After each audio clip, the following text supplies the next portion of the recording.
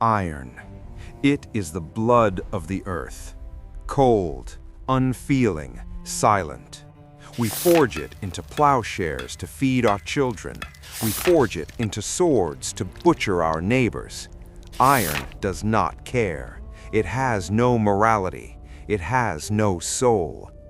But what happens when a piece of cold, dead iron tastes the blood of a god? History tells us of a weapon, not a sword of light nor a hammer of thunder, but a simple, rusted, standard-issue Roman lance, a tool designed for mass production, carried by a nameless soldier in a forgotten province. And yet, this single object holds a terrifying distinction. It is the only weapon in human history that has successfully committed deicide. It killed the Creator. And the moment it pierced that divine flesh, something broke. The laws of physics, the barriers of destiny, they shattered. The iron stopped being iron. It became an antenna, a vessel, a curse that has been whispering to the maddest tyrants of history for 2,000 years. You think you know the story of the Crucifixion? You don't. You've heard the Sunday school version. Today, we open the X-Files of Golgotha. Jerusalem, 33 AD. Forget the clean Renaissance paintings you've seen in museums. Forget the golden halos. The reality was flies, clouds of them. The air at Golgotha didn't smell of incense, it smelled of excrement, sweat, and copper. The place of the skull was not a holy site, it was a garbage dump for human biology, a slow-motion slaughterhouse designed by the Roman Empire to remind the locals who owned their bodies. At the center of this carnage stands the Roman war machine, efficient, brutal, bored. To the soldiers of the 10th Legion Fortensis, this was just another Friday, another rebel messiah to pin to the wood. They were tired. They were covered in the dust of Judea, just waiting for their shift to end so they could gamble for the clothes of the dying men. But the atmosphere that day was wrong. The sky wasn't blue. Ancient texts describe a darkness at noon, a suffocating, heavy pressure, like the air before a tornado. The birds had stopped singing. The horses were restless, foaming at the mouth. And in the middle of this oppressive silence stood a centurion. Tradition names him Gaius Cassius Longinus. He wasn't a hero, he was a broken man. Legend says he was going blind, cataracts clouding his vision, a veteran soldier losing his only utility to the empire. He was standing in the shadow of the cross, squinting through the gloom, gripping his lance not out of duty, but to steady his trembling hand. He didn't know it yet, but he was holding the key to the end of the world. Let's look at the weapon itself. Before it became a relic, what was it? It was likely a pilum or a hosta, a 6-foot shaft of ash wood tipped with a diamond-shaped iron head. The genius of Roman engineering wasn't beauty, it was cruelty. The iron shank was designed to bend upon impact, so if it hit a shield, it couldn't be pulled out, rendering the enemy defenseless. It was a weapon designed to stick, to infect. On that hill, the orders came down. Crucifixion, the breaking of legs. Crucifixion kills by suffocation. To breathe, the victim must push up on their nailed feet. When the legs are broken with a heavy iron mallet, they can no longer push up. Lungs collapse. Death comes quickly, a mercy in the twisted logic of Rome. The soldiers moved to the first thief. Crack. They moved to the second thief. Crack. The sound of bones snapping like dry firewood echoed across the hill. But when Gaius Cassius Longinus approached the man in the middle, he stopped. Jesus of Nazareth appeared dead. The prophecy stated that not one of his bones shall be broken. If Cassius swings the mallet, he breaks the prophecy. If he does nothing, he disobeys a direct order from Pilate to ensure death. So, He chose a third option, an improvisation. He shifted his grip on the lance. He wasn't checking for a pulse. He was a soldier. He was making sure. He aimed for the fifth intercostal space, the gap between the ribs on the right side, the path to the heart. This wasn't a ceremonial tap. This was a combat thrust, a strike trained thousands of times in the mud of the training camps. And here is where the story shifts from history to horror. The iron tip touched the skin. It tore through the dermis, shattered the rib, pierced the pleura, and drove straight into the pericardium, the sac surrounding the heart. The Bible says blood and water flowed out. Medically, this is hypovolemic shock and pleural effusion, but mythologically, this was the moment the circuit closed. The fluid sprayed onto Gaius Cassius Longinus's face, into his dying eyes. The legends say his vision returned instantly, not just his physical sight, but a second sight. Imagine the terror, a blind man suddenly seeing the world in 8K resolution, but the first thing he sees is the corpse of a god he just murdered. The ground shook, the veil of the temple tore in two, but the spear, look at the spear. In that nanosecond of contact, the iron changed. It absorbed the ichor, the divine essence. It ceased to be a Roman lance. It became the spear of destiny. It had tasted absolute power, and like a predator that has tasted human blood, it would never be satisfied with anything less again. The soldier dropped it in horror. He fell to his knees, but the weapon remained, gleaming, waiting. It was no longer a tool of the empire. It was now the master of empires.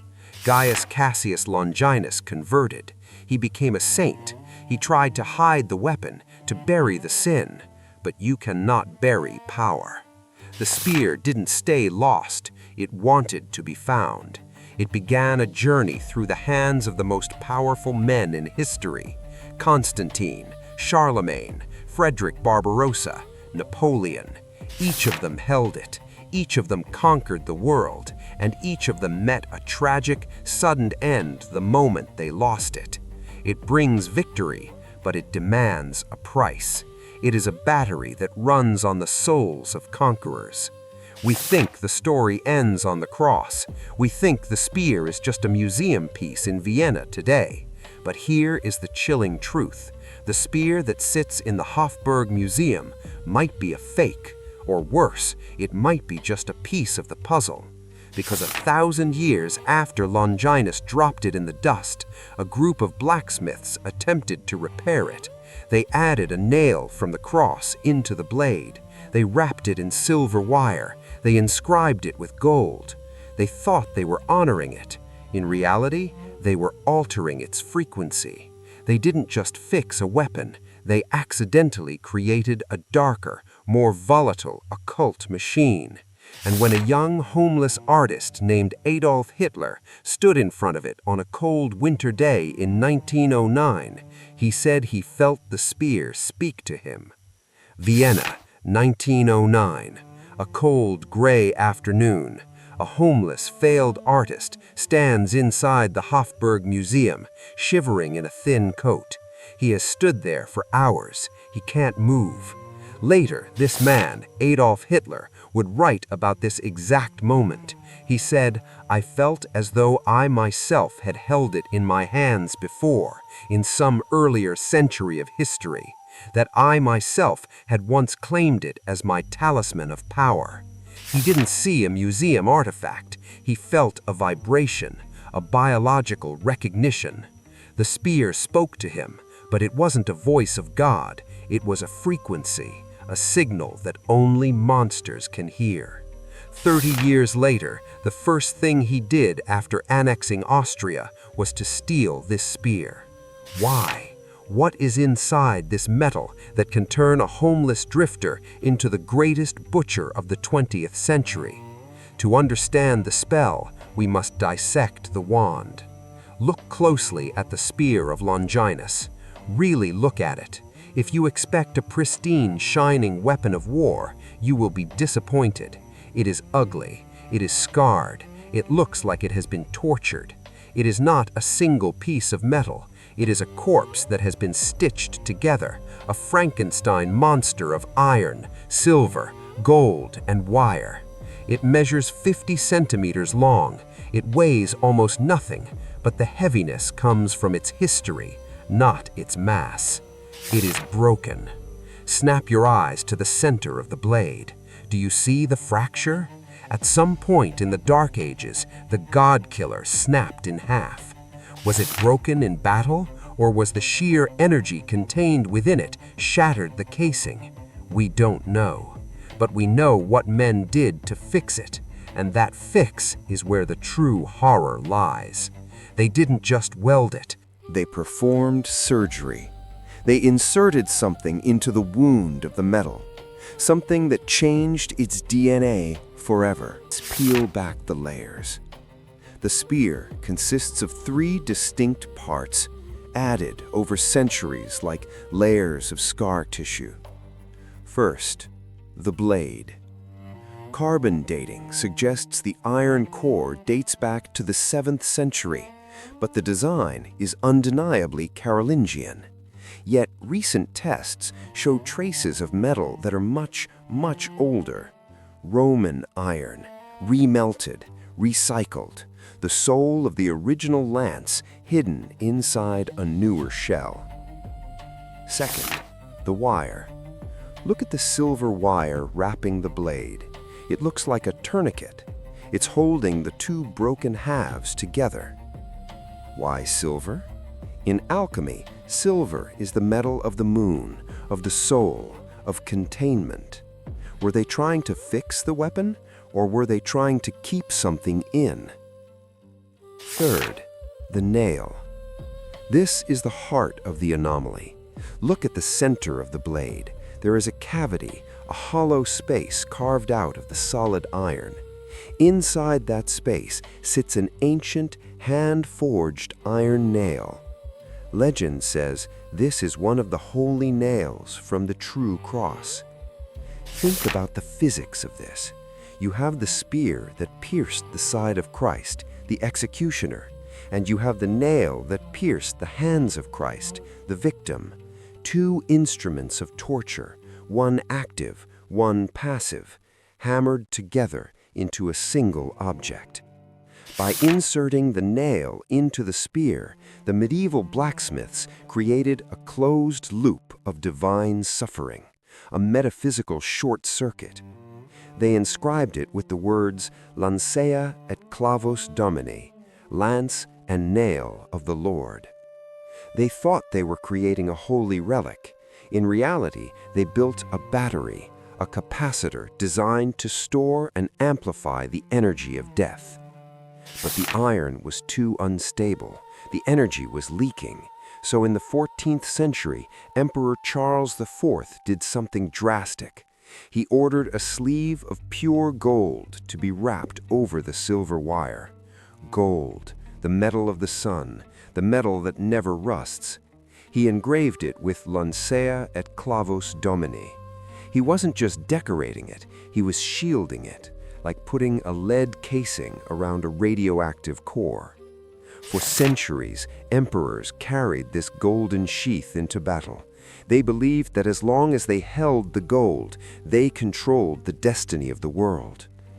But they forgot one thing. Gold is soft, iron is hard.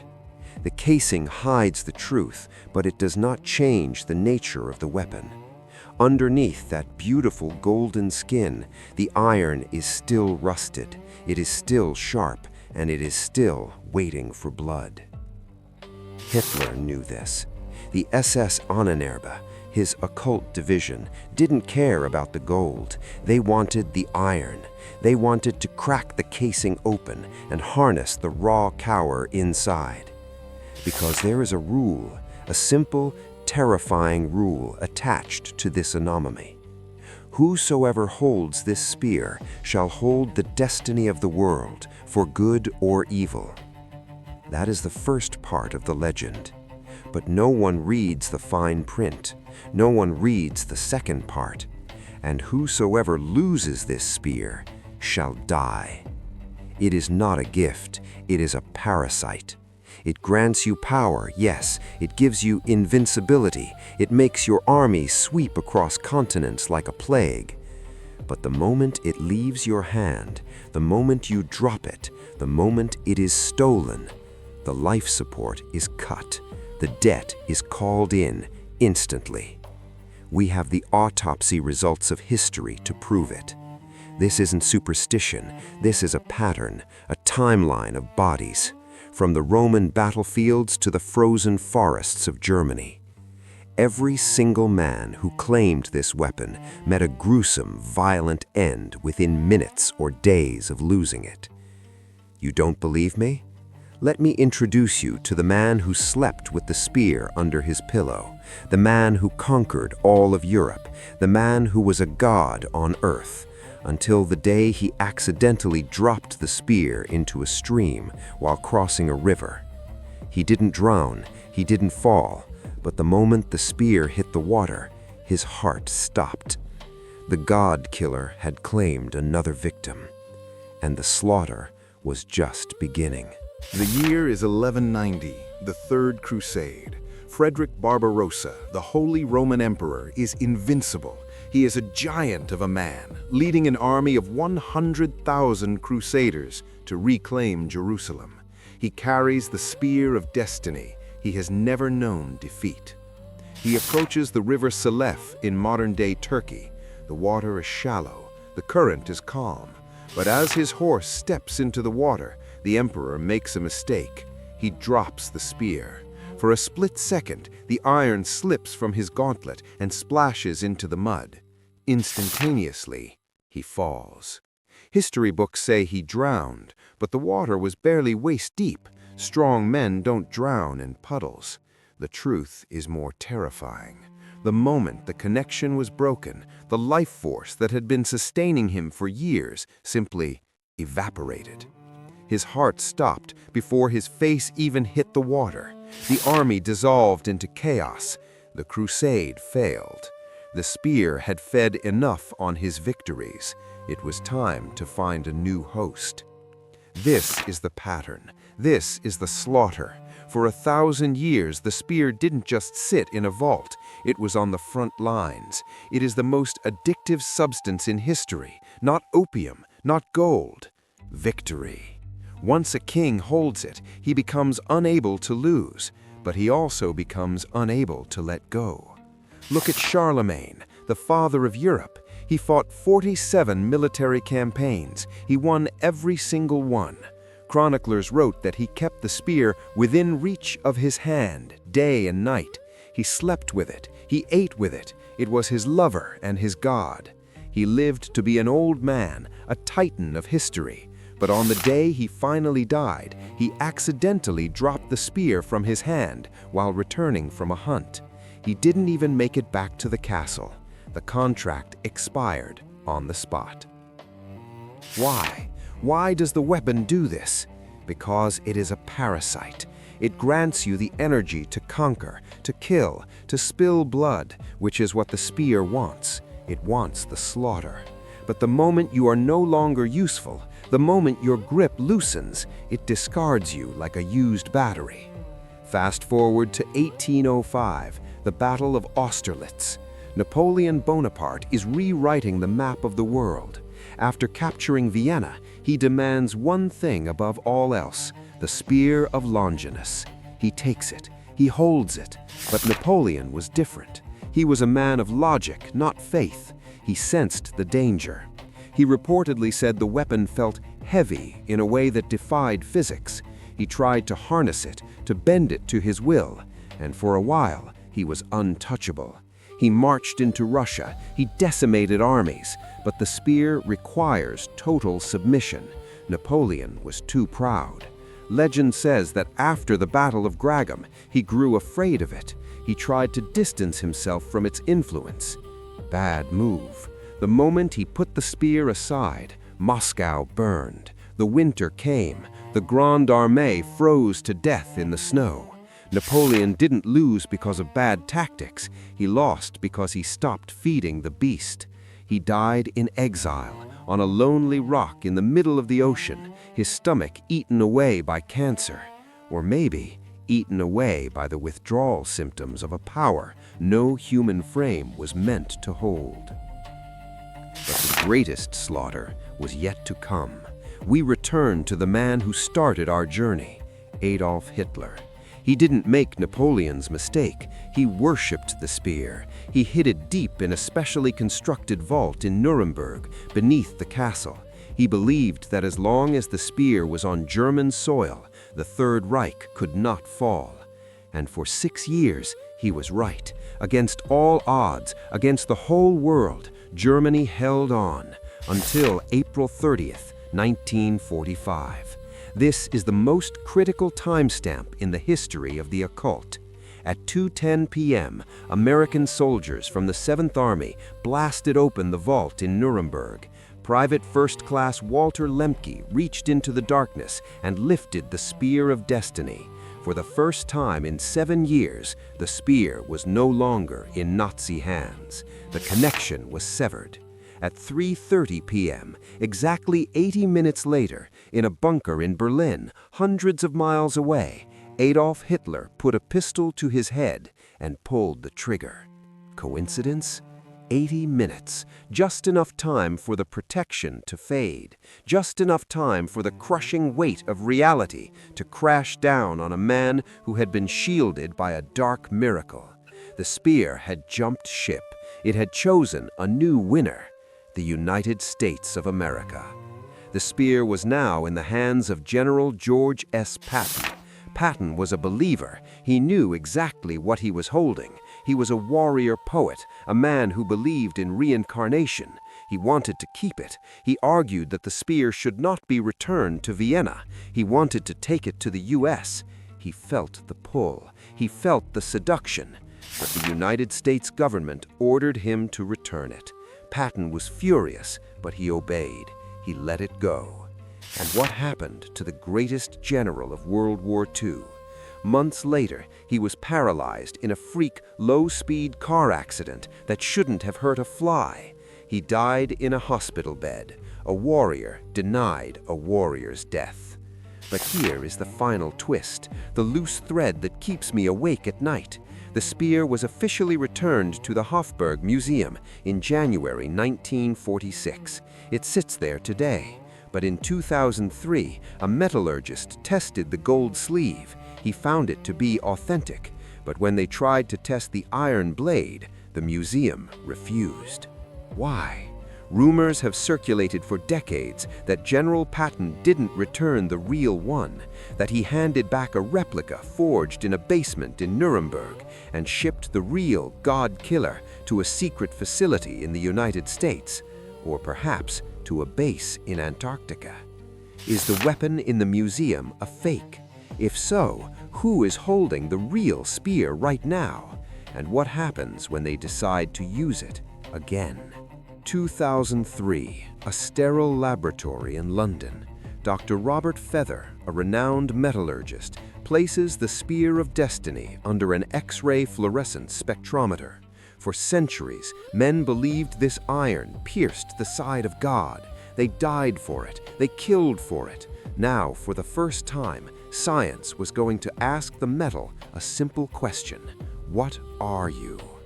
The machine hummed. The results appeared on the screen, and the room went silent.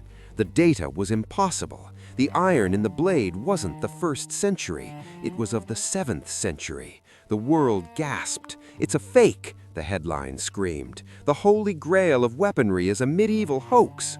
But wait, Dr. Feather looked closer, specifically at the iron pin, the nail embedded in the center. The machine gave a different reading. The nail was consistent with Roman iron from the 1st century. Do you understand what this means? The body is fake, but the heart is real. This leads us to the terrifying paradox of the ship of Theseus. If you replace the handle of an axe, is it the same axe? If you replace the blade, is it the same axe? The Spear of Longinus has been broken, reforged, wrapped in silver, plated in gold, and welded over 2,000 years. It has shed its skin a dozen times. The object sitting in the Vienna Museum today might be a copy of a copy, but in the world of the occult, matter doesn't matter. Intent matters. Blood matters.